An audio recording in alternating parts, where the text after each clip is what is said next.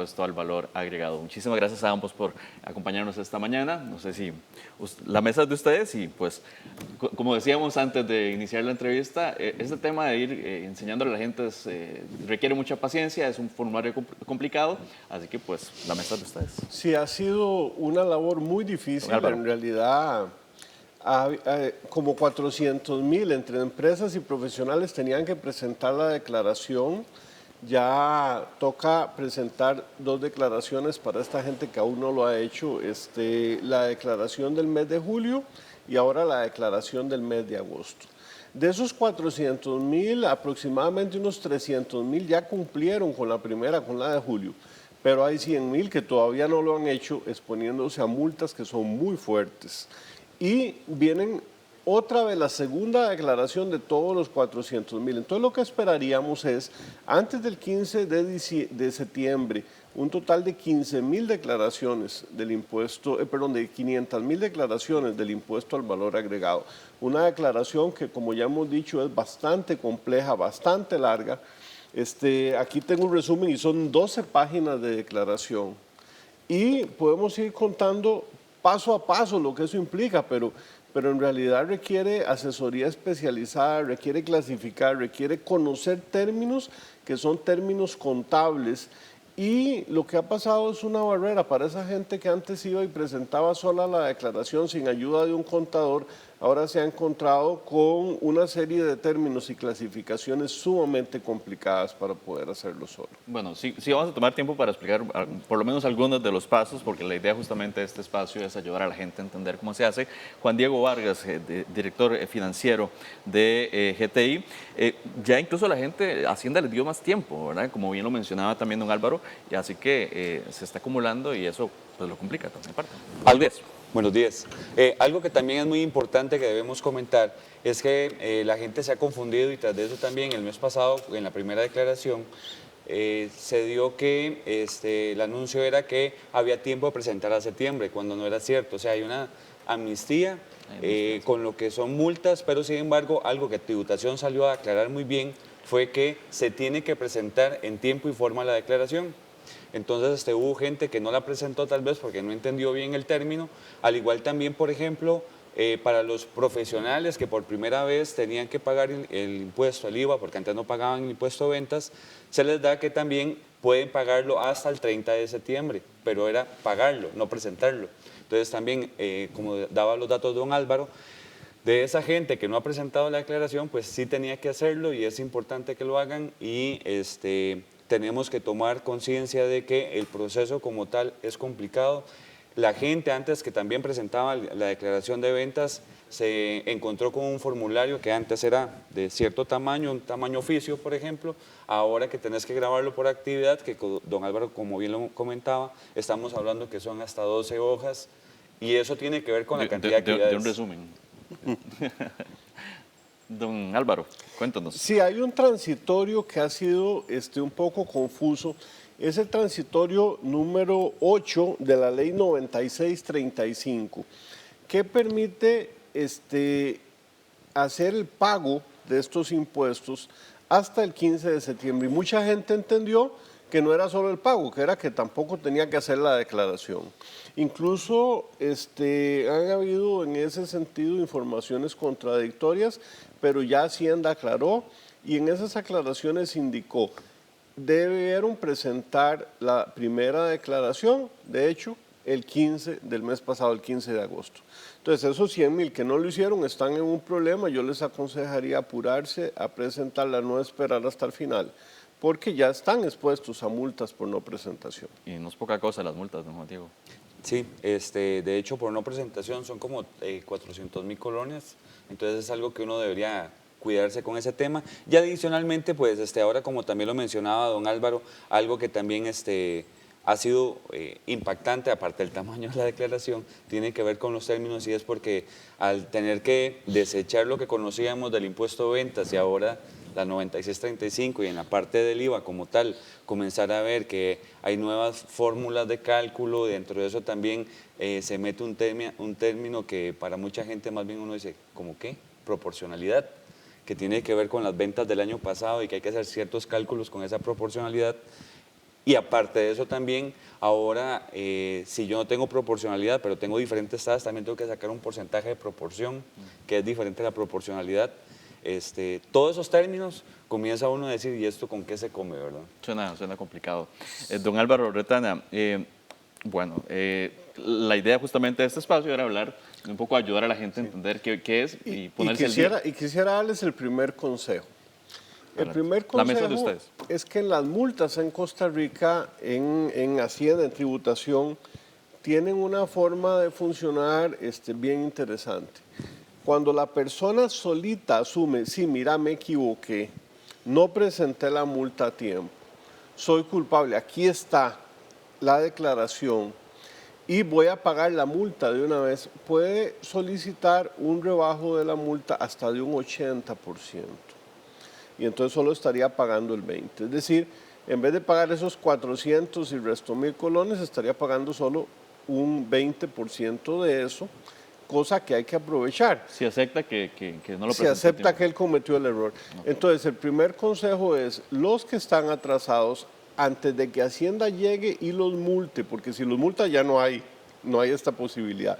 Antes de que Hacienda llegue y los multe, por favor, presenten la declaración y asuman que cometieron el error y entonces aprovechen ese 80% de descuento en las multas. Ese sería el primer consejo para los que no han cumplido.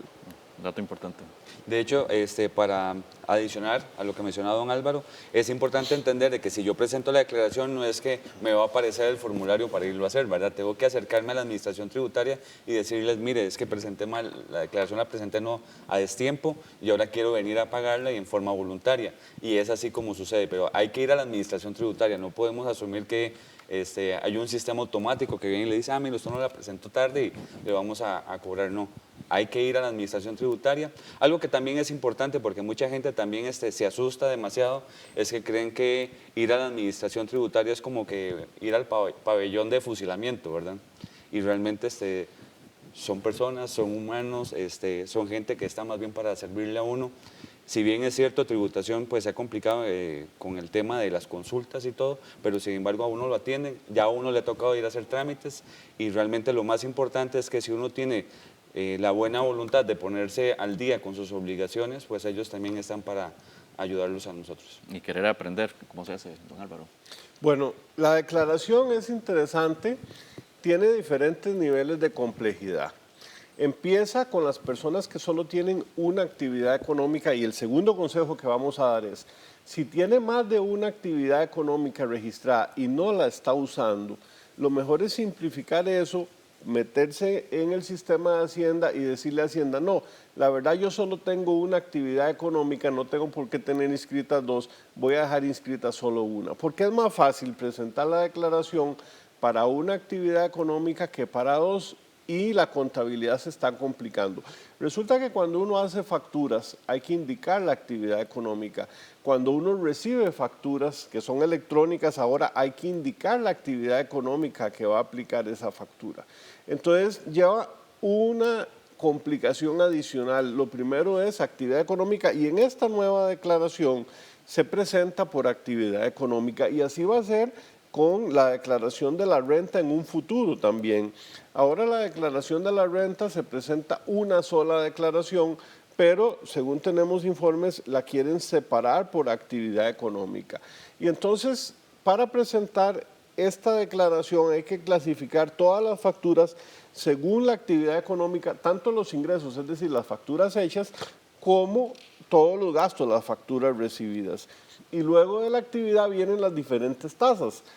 El impuesto tiene diferentes tasas, una tasa del 13%, que es la tasa normal, pero hay otras tasas como la del 2%, la del 4%, la del 8%, según la actividad económica.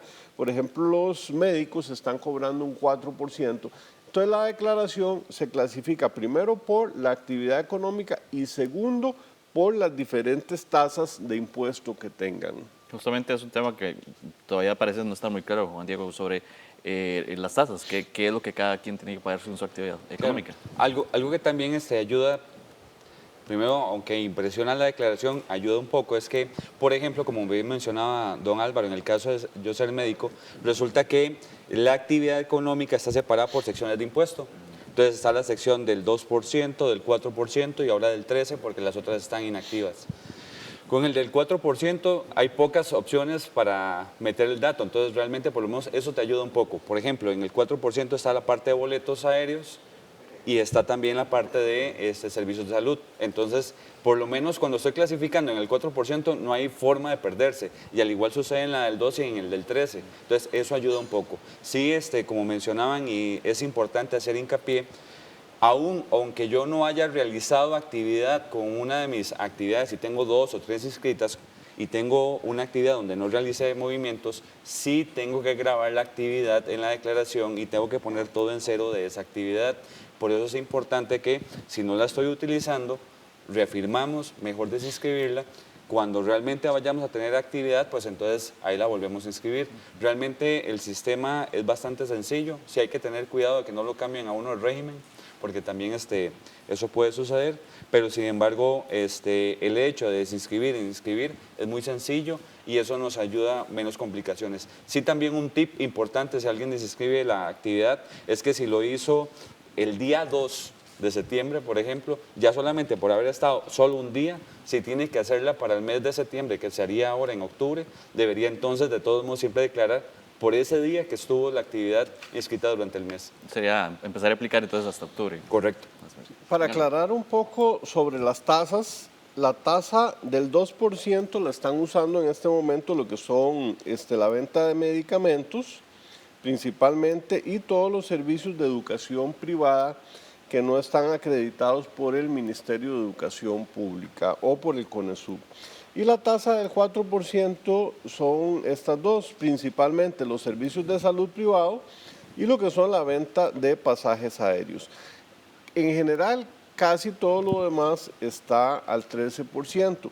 Y hay que tomar en cuenta en la declaración que se tienen, además de esas dos tasas y el 13%, actividades que son no sujetas y actividades que están exentas o exoneradas, que también hay que tener mucho cuidado, porque nos hemos encontrado errores al facturar, donde la gente no distingue si está facturando a un no sujeto, a un exonerado, y entonces se confunde al facturar y eso le va a afectar la declaración.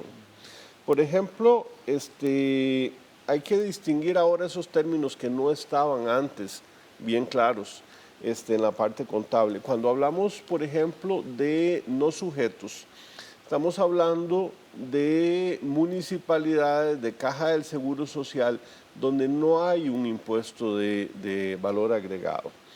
Y así hay que diferenciar también con los que están exonerados, por ejemplo, que tienen una exoneración que puede ser bien por ley o que puede ser una exoneración dada por la Dirección General de Tributación. Todo eso hay que tener mucho cuidado porque si hay errores cuando se factura, esos errores van a repercutir a la hora de hacer la declaración. Don Juan Diego Vargas. Algo que también es importante mencionar cuando estamos hablando del tema de las tasas es que también nos enfrentamos a algo diferente que no estábamos acostumbrados los que antes presentaban ventas y para los que de todos modos son primerizos también se están encontrando con algo. Antes, por ejemplo, usted podría decir, yo vendí todo al 13%, meto el dato y estuvo. Sin embargo, la declaración nos pide a nosotros que separemos la parte de servicios de lo que son bienes. Entonces, el tema de tener claro qué son servicios, qué son bienes y también aparte de eso un rubro adicional que se llama bienes de capital es importante porque de acuerdo a eso también a uno lo podrían multar por presentar los datos en forma incorrecta. Aunque sea nada más un cambio y que pague el mismo impuesto y todo, el hecho de presentar una información incorrecta también podría ser multa. Hay amnistía y eso nos permite a nosotros que hasta el 30 de septiembre aprendamos cómo hacerlo, pero también es importante ponerle mucho cuidado a esos detalles. También el tema de lo que son exentos y no sujetos, como bien lo mencionaba don Álvaro, es muy importante ponerle mucha atención, mucho cuidado. Por eso es que se comentó al inicio que nosotros necesitamos hacernos acompañar acompañar de un profesional que esté actualizado, que eso es también muy importante, porque la ley trae muchas variables y desde factura electrónica, desde que el momento que usted está facturando también, si no lo hace en forma correcta, ya de todos modos complicó la declaración, porque no es lo mismo facturarle a un no sujeto que a un exento o un exonerado. Entonces hay que hacerlo con lupa, don Álvaro. Sí, no, con lupa, en realidad yo aconsejo, pidan ayuda. O sea, no es lo mismo, cambió la situación. Eso parece estar claro. La gente no puede hacerlo solo, necesita la ayuda de un contador. Necesita la ayuda. Y luego, las facturas van a tener que ser clasificadas. Y algunas clasificaciones que nos piden no están en la contabilidad tradicional. Por ejemplo, cuando uno compra un bien, es relativamente fácil distinguir si ese bien que se compra es un bien de consumo o es un bien de capital. Esto es, por ejemplo, cuando uno compra un vehículo, eso es un bien de capital, o cuando uno compra una computadora que va a depreciar a los ciertos años, o una máquina importante para la industria, esos son bienes de capital. Otros tipos de bienes normales que se consumen en el periodo, entonces se clasifican como bienes de consumo.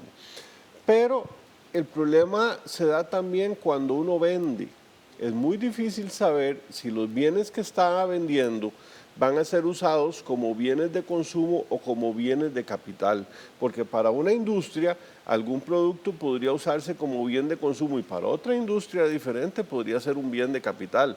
Por ejemplo, una industria eléctrica, un motor que uno considera en una empresa pequeña un bien de capital, porque es un motor para una empresa pequeña muy grande. Puede ser que para una gran industria eléctrica eso sea simplemente un repuesto, un bien de consumo, dependiendo de qué se trata. Entonces, hay que clasificar eso. Y para clasificar algo tan simple como bienes de consumo y bienes de capital que se requiere clasificado en la declaración, se necesita ayuda. Ayuda de un profesional para no cometer errores. Y la declaración tiene múltiples clasificaciones. Hay que separar cuando uno exportó bienes, cuando uno exportó servicios, cuando vendió localmente bienes, cuando vendió localmente servicios, etcétera. Tiene una cantidad de clasificaciones y ahí entonces está obligando a las pequeñas empresas, a las microempresas, a los profesionales a tener un orden desde el principio. Ahí es donde aconsejamos, bueno, pídale ayuda al profesional para ver, yo facturo estas cosas, ¿cómo las ordeno desde el principio? Para que luego me ayuden a que la presentación de la declaración sea una presentación fácil. Si no nos ordenamos al principio, cuando tengamos que hacer la declaración va a ser algo complicado y ya se va a requerir alguna herramienta matemática que ayude a hacer estas clasificaciones. Don Juan Diego Vargas. Algo que también es importante mencionar cuando hablamos no solamente de la clasificación de bienes y servicios, que también sucede en las compras. Cuando yo compro también tengo que hacer esa clasificación. Dentro de eso, algo que nos pasó curioso y que queremos compartir para que la gente lo entienda y lo comprenda, tiene que ver con factura de compra. En lo que es la nueva versión de factura electrónica como tal, el Ministerio de Hacienda habilitó de que hay ciertos establecimientos que uno va como régimen simplificado, que no te dan a vos una factura electrónica y entonces a través de factura de compra uno puede venir y grabar esa compra. Pero hay gente que preguntó, por ejemplo, por una importación que entonces la querían meter por factura de compra. No. Realmente lo que es las importaciones, por eso es que ingresan por aduanas, que ya es parte o otra dependencia del Ministerio de Hacienda como tal, y en ese sentido entonces esa información de las importaciones se tiene que registrar manualmente en las declaraciones, no tiene que grabarse una factura de compra para hacerlo, y eso es importante aclararlo porque la gente pues se enreda un poco. Don Álvaro, ahorita. Sí, en facturas de compra es importante que hemos tenido un problema con el régimen simplificado. Muchos están perdiendo clientes. Están perdiendo clientes porque al régimen simplificado, ejemplo, una soda, llegan ruteros de empresas a la soda a almorzar, a desayunar. Y en muchas empresas le están diciendo, no, vea, no vaya a un régimen simplificado porque yo lo que ocupo es una factura electrónica. No es suficiente con el papelito que le dan en la soda, no lo puedo contabilizar. En realidad sí pueden, cogen ese papelito del régimen simplificado y lo tienen que transformar mediante una factura de compra en un documento digital, pero a las empresas grandes muchas están diciendo, no voy a tener una persona ahí haciendo el montón de papelitos todos los días. Entonces, un consejo también para los del régimen simplificado. Sí pueden hacer facturas electrónicas, no tienen necesidad de perder a esos clientes. Pueden hacer facturas electrónicas, no tienen ningún problema, lo único que tienen es que inscribirse para hacer facturas electrónicas y cuando llega alguien de una empresa que ocupa factura electrónica van a poder darle y ya no va a perder ese cliente, que es lo que está pasando hoy día. Don Diego. Sí, del caso de factura electrónica y lo que es régimen simplificado, reafirmar un poco el tema, ¿verdad? Porque sí, en régimen simplificado tienen que tomar conciencia, por ejemplo, los ruteros. De ellos necesitan pasar a comer a algún lugar y hay muchos restaurantes que son de régimen simplificado. Bueno, el tema está para las empresas y hay que también tomar conciencia con eso, de que no es lo mismo, por ejemplo, que tenga que grabar una factura de compra para una sola persona, a que 3 tiempos de alimentación, tal vez los 3 son de régimen simplificado, estuvo toda la semana fuera en ruta y tras de eso si lo multiplicamos el efecto por 600 ruteros para una empresa grande, pues realmente por eso es que tal vez las empresas dicen, bueno, y ahora estoy generando otro trabajo que a diferencia si me llegara la factura electrónica, yo nada más la acepto y no tengo que digitar nada.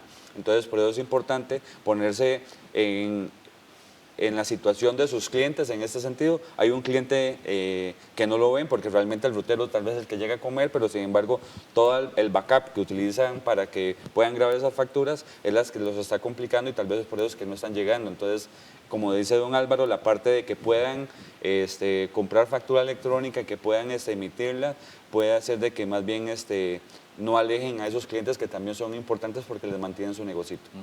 Ya se nos está acabando el tiempo, así que avancemos con los tips importantes para que Bueno, la gente haga su otro declaración. tip es los que alquilan vivienda. Los que alquilan vivienda se enfrentan a un problema que antes no tenían que presentar la declaración y ahora están obligados a hacer factura electrónica por alquiler de vivienda y además presentar una declaración. Y si la vivienda es pequeña, menos de 1.5 salarios base, no hay que cobrar el IVA, pero hay que presentar la declaración y presentarla en cero. Y los que alquilan vivienda van a tener que presentar 2 declaraciones. Tanto esta declaración a D104 con el impuesto al valor agregado, aunque sea en cero, así como una nueva declaración que es la renta de bienes de capital. Hay que pagar renta a los que alquilan vivienda y la renta para la mayoría de los casos se va a calcular muy fácil. Hay un 15% de costos que se puede rebajar automáticamente de ese ingreso. Entonces lo que yo cobro por alquiler, le rebajo el 15% en forma automática y sobre el restante, sobre el 85%, hay que pagar un 15% de renta. Y eso hay que hacerlo todos los meses. Entonces, a ponerse vivo los que alquilan casa, obligación presentar facturas, cobrar el IVA si toca, dependiendo del monto, presentar declaración de la renta y poder aplicar esa fórmula para reducir en 15% sin documentación y aplicar el 15% de pago de la renta. Ese tema de alquiler asusta a alguna gente y es importante recordarles que no todos pagan el IVA, ¿verdad? Es a partir de un monto específico y es importante remarcar eso porque varias gente se ha acercado y nos ha dicho, pero tengo que pagar, yo pago 300.000 de casa o 250.000, tengo que pagar el IVA. De hecho, vamos a ver, el monto del 1.5 salarios bases equivale para este año a 669.300 colones.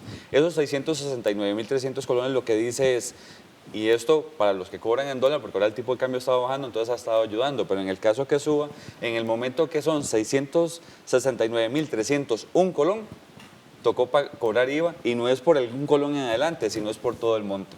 Adicionalmente también cosas que preguntan y que la gente se asusta. Mire, es que yo tengo 5 apartamentitos y cada uno cobro 200.000 colones. Como todos somos 1.000.000 de colones, ¿tengo que pagar el IVA?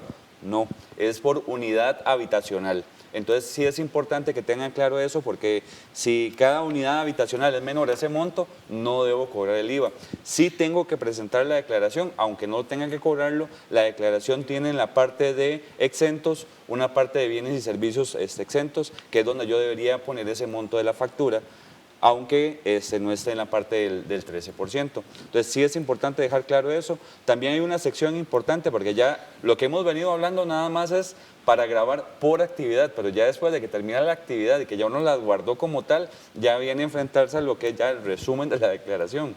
Entonces, ese resumen de la declaración pregunta algunas cosas como juegos de azar, que obviamente si yo no tengo esa actividad no tengo que llenar nada, pero sin embargo también viene una de bienes usados que la gente podría decir, ¿por qué yo tengo que llenar algo de bienes usados? Bueno, tiene que ver porque yo tal vez podría estar vendiendo también un bien usado, puede ser que vendí una computadora y tengo que registrar también esa compra, esa venta como tal, y entonces por eso es que también está esa sección ahí que uno dice, bueno, ¿por qué si yo no vendo, por ejemplo, ropa usada? Pero si vendo un bien usado, debería registrarlo ahí, poderlo declarar.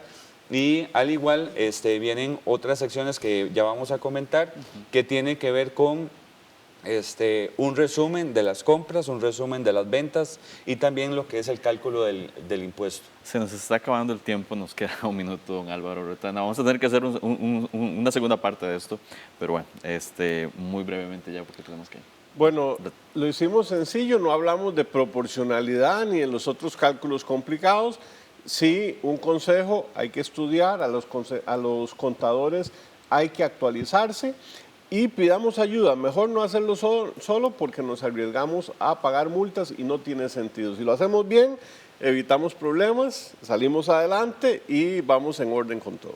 Don Juan Diego Vargas, para concluir. Un último consejo importante tal vez tiene que ver con el tema de cómo calcula el impuesto la declaración, porque la parte de ventas sí la calcula en forma automática, la parte de compras hay que meterla manual y es donde hay que tener mucho cuidado, andarse con pies de plomo, porque dependiendo cómo uno lo aplique puede ser de que uno se equivoque. La idea con todo esto es que no deseamos asustar a la gente, sino decirle que hay que tomarlo con la responsabilidad que corresponde. Nosotros como buenos ticos nos gusta como relajarnos un poco, pero en estos casos el ser serios y responsables con esa obligación tributaria lo que nos ayuda es a poder dormir bien. Muchísimas gracias, Juan Diego Vargas, director financiero de GTI, y a don Álvaro Retana, gerente general de GTI. Sabemos que había mucho más, pero bueno, trataremos de retomarlo. Igual, esto continuará en todos estos días. Muchísimas gracias y a ustedes por su sintonía.